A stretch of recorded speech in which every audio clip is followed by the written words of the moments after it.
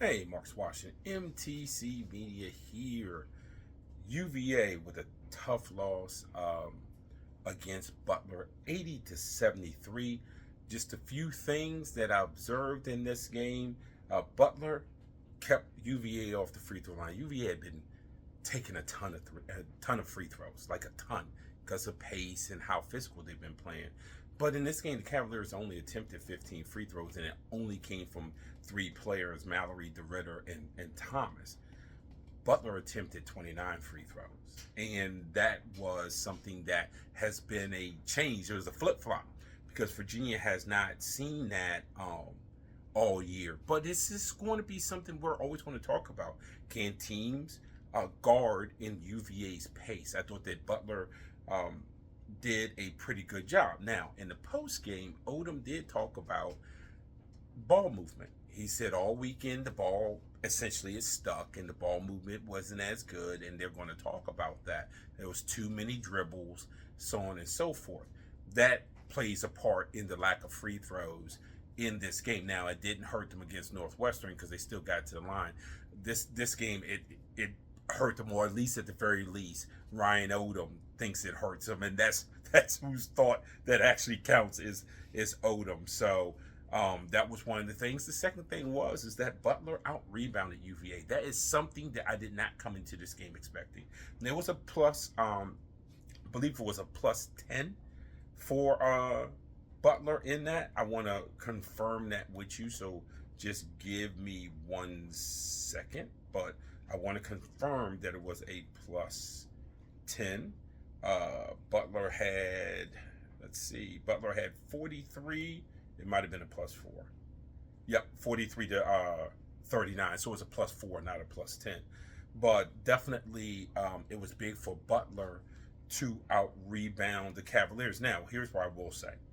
Yes, it was big for Butler to do that, and Butler on paper did do that.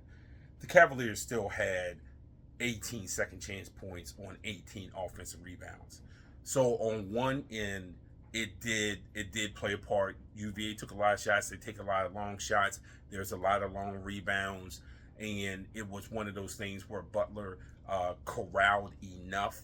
But again, 18 second chance points is that's brutal if you're a coach, and it's kind of brutal if you're a coach and got 18 second chance points and didn't win. But again, that's just one of those things with how Virginia plays and wanting to send 3 and 4 guys to the boards. That sort of constant pressure should garner some spoils, so to speak. And I thought it was both ways. I thought UVA got plenty out, but Butler did just enough. And again, coming into this game, I thought that Virginia would be probably +5, +6 on the boards, and not -4. And one of the big things for me was Virginia struggling all day to guard dribble penetration. Finley Bizjack almost got to go anywhere he wanted to. Now, Virginia was better in the second half, and Odom did talk about they put a bigger lineup out there to try to take away some of that dribble penetration. They also talked about the failure of guarding ball screens. There was times that they wanted the defender to go under, and he went over. So it was some communication issues, some assignment issues that really hurt them with the dribble penetration. But Butler, especially in the first half, it's like they lived in the lane off of the bounce.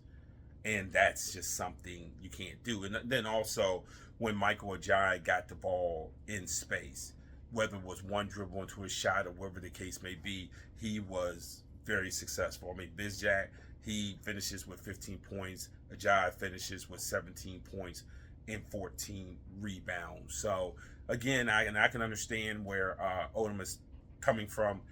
Really their first kind of big-time back-to-back games over this weekend, even though there was a day in between playing Northwestern and playing Butler, both in power conferences, Big Ten, Big East. You kind of start learning more about your team against rosters that are like in size, or maybe like in rebounding, or like in speed, or whatever the case may be. So the film that you're evaluating probably is going to be more valuable for not only the non-conference games upcoming, but also for the conference season. So it's going to be great evaluation for Virginia, and I do expect in their next game for the ball to fly around and to move more. And if that's the case, then I expect for UVA to take more free throws. Marcus Washington, MTC Media.